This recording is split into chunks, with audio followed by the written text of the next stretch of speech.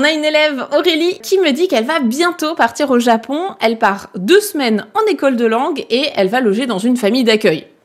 Ça me rappelle un petit peu mon vécu, hein, parce que je suis également passée par là aussi. Et donc, Aurélie, elle se demande s'il y a des choses qui peuvent paraître normales pour nous, mais qui seraient à absolument ne pas faire, pas faire de boulettes chez la famille japonaise. Aurélie qui dit, je connais déjà quelques règles de base, hein, mais je voudrais vraiment éviter de faire une grosse boulette. Donc, qu'est-ce qu'on peut lui conseiller? Qu'est-ce qu'il faut faire? Qu'est-ce qu'il faut ne surtout pas faire pour bien se comporter dans une famille d'accueil japonaise? Pour les élèves d'Objectif Japon, vous avez une réponse qui est déjà pas mal complète dans la classe en ligne de décembre 2022. Donc ça, c'est accessible que pour les élèves Objectif Japon. En 2022, GLPT4 n'était pas encore créé. On avait aussi abordé le sujet quel cadeau emmener depuis la France pour faire plaisir aux Japonais, donc tu pourras aller voir tout ça. Stop!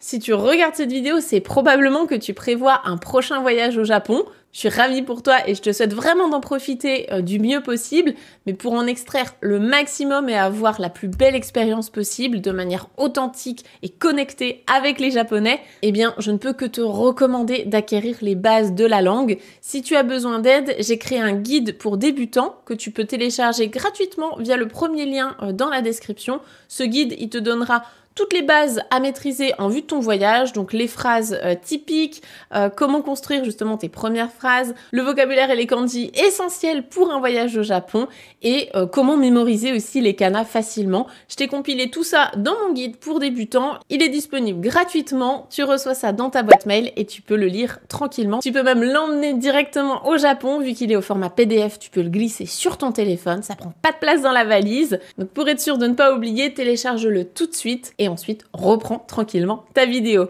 Je te souhaite un bon voyage au Japon et un bel apprentissage du japonais. Déjà, je pense qu'on peut commencer par une liste un peu de classiques que tu as déjà peut-être en tête, mais je préfère les redire, comme ça tout le monde est sur le même niveau de connaissance. 1. Enlever ses chaussures, bien sûr, hein, quand on arrive chez des Japonais, on se déchausse. Donc tu as le genkan, donc c'est l'entrée de la maison dans lequel tu vas pouvoir justement déposer tes chaussures. Et ne surtout pas rentrer avec tes chaussures de l'extérieur dans le reste de la maison. Souvent, tu vas avoir des petits chaussons qui te seront prêtés par la famille. Là, je pense que si c'est une famille d'accueil qui a l'habitude de recevoir des étudiants, elle va te mettre à l'aise. Mais en tout cas, voilà, surtout ne jamais rentrer avec des chaussures chez des Japonais, parce que c'est considéré comme étant sale. Et d'ailleurs, moi, c'est une règle de vie que je fais chez moi aussi. Je rentre pas dans une maison avec des chaussures. 2. On va parler peut-être de la salle de bain, parce que la salle de bain, là, il y a vraiment une grosse différence entre la France et le Japon. C'est que nous, quand on a une baignoire, souvent, on va se laver dans la baignoire. On peut prendre son shampoing dans la baignoire, se rincer, etc. Au Japon, surtout pas. Au Japon, on se lave dans la douche, ou en tout cas l'équivalent de la douche. Souvent, les salles de bain traditionnelles japonaises, c'est une pièce dans laquelle tu as un pommeau de douche, une évacuation au sol et une mini baignoire à côté. Le sol, avec l'évacuation, c'est là où tu dois te laver le corps. Donc c'est là où tu fais tomber le savon, le shampoing, etc.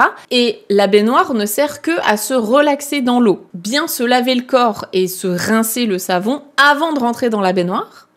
Et si jamais la famille prend un bain, l'eau va servir pour toute la famille. Je sais que ça peut être déroutant. J'ai des Français qui me disent « Ah, mais c'est dégueulasse, c'est crado et tout, on fait pas ça, on partage pas l'eau du bain. » Quand on est déjà propre, et c'est le but, hein, c'est qu'on rentre dans l'eau une fois qu'on est propre. Donc, moi, quand j'étais en famille d'accueil, c'est ce que je faisais. Au début, ça m'a un petit peu perturbée, puis au final, on s'y fait et c'est les coutumes. Après, t'es pas obligé de prendre un bain si ça te met mal à l'aise de passer après tout le monde. Mais en tout cas, si tu prends un bain chez ta famille d'accueil japonaise, il faudra bien rentrer propre dans l'eau et surtout ne pas vider l'eau du bain parce que du coup tous les autres vont passer derrière, donc ça évite de refaire couler un bain pour chaque personne. Donc je pensais que c'était important effectivement de parler de la salle de bain parce que ça j'ai déjà vu des boulettes et on n'a pas forcément l'habitude quand on connaît pas. Ensuite au niveau des repas, c'est classique mais je préfère le redire, on a les 2 expressions, celle au début du repas et celle à la fin du repas qu'il faut absolument dire. Au début du repas, tu joins tes mains et tu dis « Itadakimasu ». Itadakimasu, je vous le rappelle, hein, ça ne veut pas dire bon appétit. On ne souhaite pas Itadakimasu pour les autres, on dit Itadakimasu pour soi et en signe de respect pour toutes les personnes qui nous permettent d'avoir ce repas aujourd'hui.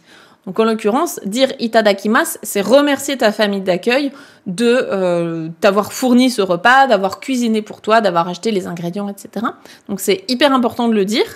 Si tu ne le dis pas, là, c'est vraiment mal poli. Et à la fin du repas, ce qui est chouette, et vraiment chez une famille d'accueil, je t'encourage à le dire, sinon ça peut sembler un peu mal poli, c'est « Gochiso sama deshita ». « Gochiso sama deshita ». C'est une formule qui veut littéralement dire « c'était un festin ». Donc là, tu vas remercier la famille, encore une fois, d'avoir cuisiné pour toi. Tu vas un petit peu envoyer tes compliments au chef, on va dire. Ça va leur faire super plaisir parce que du coup, tu complimentes leur cuisine. En général, on mange très bien au Japon. Hein. C'est rare d'avoir des mauvais repas au Japon. Donc, tu pourras l'utiliser une fois que tu as terminé ton repas chez ta famille d'accueil. Ensuite, dans les autres contextes, peut-être des règles que tu connais pas forcément, éventuellement, ta famille peut te présenter les ancêtres qui vivent dans la maison. Alors, je m'explique. Il n'y a pas forcément un fantôme qui va vivre avec toi. Par contre, ils peuvent avoir ce qu'on appelle un butsudan. Un butsudan, c'est un meuble bouddhiste dans lequel on va honorer les ancêtres, donc papy, mamie, voilà, les gens qui sont peut-être décédés. Et tu peux éventuellement voir leur portrait placé sur le butsudan avec des offrandes, etc. Pas toujours, mais peut-être qu'ils vont te présenter les ancêtres en disant, ben ça, voilà, ça c'est mamie, ça c'est papy, ça c'est machin, ça c'est bidule. Si tu es dans cette situation-là, ou bien si tu vois un butsudan ou autre dans la maison, ça peut être bien au moins de saluer les ancêtres. Tu vois, t'es pas obligé d'en faire des caisses, mais juste t'incliner devant en signe de respect, c'est plutôt bien vu. Voilà, donc ça dépend des familles, hein, c'est pas toujours le cas. Sinon, là, spécifiquement dans le cadre d'une famille d'accueil que tu vas visiter en tant qu'étrangère, clairement offrir des cadeaux. C'est indispensable. C'est vraiment indispensable. Donc, offrir des cadeaux. On a fait déjà toute une vidéo sur quels cadeaux offrir à des Japonais et les cadeaux à éviter aussi. Donc, je te renvoie vers une autre vidéo YouTube sur ce thème-là. Comme ça, tu pourras vraiment creuser ça. Mais arriver les mains vides chez un Japonais, c'est impensable. Donc, il faut absolument que tu prévois des cadeaux. T'es pas obligé de te ruiner, mais juste ne pas arriver les mains vides. C'est le plus important. Je te donne quelques conseils supplémentaires dans le cas où tu ferais du woofing. Donc, si jamais tu vas même travailler, par exemple, chez une famille qui a une ferme ou autre, les petits plus pour le woofing, ce serait de connaître les deux expressions Gokuro-sama deshita et Otsukare-sama desu. Donc, Gokuro-sama ou bien Gokuro-sama desu, ça va être ce que te dit la personne pour qui tu travailles, donc ton employeur, enfin ta famille d'accueil employeur. Elle va saluer tes efforts comme ça à la fin de la journée en te disant bravo pour ton travail. Et toi, tu peux lui répondre Otsukare-sama desu. Donc là, tu lui renvoies un petit peu la balle en disant merci pour votre fatigue vénérable, etc. Donc ça, c'est ce qu'on se dit à la fin d'une journée de travail. Pareil dans le cadre du woofing, mais ça marche aussi si vous travaillez au Japon.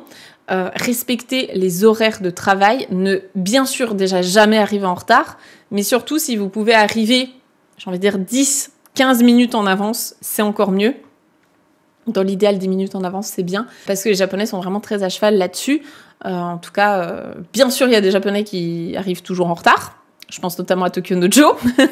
Mais le Japonais standard, et surtout c'est ce qui se fait, c'est de ne pas arriver en retard au travail.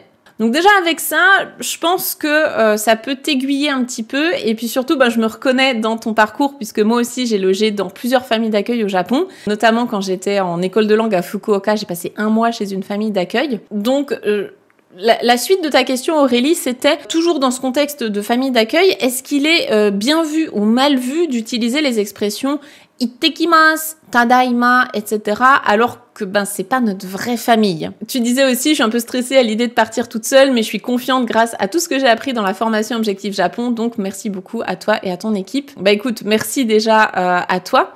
Bravo à toi aussi de partir. Je crois que même tu es dans Objectif GLPT4, donc bravo en tout cas pour tes efforts, bravo pour tes progrès. Pour répondre à ta question concernant les expressions, au contraire, je pense que c'est bien de les utiliser. Moi, je les utilisais quand j'étais dans une famille d'accueil. J'ai fait de la colocation aussi avec des amies japonaises et clairement, on utilise ces expressions dans la vie de tous les jours parce que pendant ces 2 semaines, tu vas vivre sous le même toit que cette famille. Le rôle, c'est de t'inclure au maximum comme si tu étais leur enfant, de te faire vivre le quotidien d'une japonaise pendant ces 2 semaines. Donc, ils s'attendent à ce que tu les utilises. Ittekimasu, hein, c'est littéralement j'y vais et je reviens. Donc c'est l'expression que tu vas dire quand tu quittes le foyer, donc le matin quand tu pars à l'école. Et tadaima, c'est l'expression que tu vas dire quand tu rentres à la maison. Peut-être même que ta famille va te demander de le dire, parce que typiquement l'expression tadaima, si tu as quelqu'un qui est déjà dans la maison, il entend ton tadaima, il sait que c'est toi, donc c'est aussi rassurant de savoir que c'est toi qui rentres et que tu es bien rentré. Donc non, clairement, c'est important de le dire, et ça fait partie de la culture japonaise, donc t'es là pour expérimenter et pour vivre comme une japonaise pendant 2 semaines, donc profite bien de ton voyage, et je suis ravie qu'Objectif Japon ou Objectif GLPT4 ait pu t'apporter toutes ces bases, histoire de pas arriver vraiment avec 0 base, hein, c'est la pire chose qui puisse arriver quand t'es dans une école de langue au Japon, c'est d'arriver en n'ayant aucune connaissance, parce que les cours, en général, ça va vite, et on n'a pas le temps en fait de s'éterniser sur les bases, donc voilà, en arrivant avec ton niveau, je pense que ça va très bien se passer. Profite bien et bon voyage!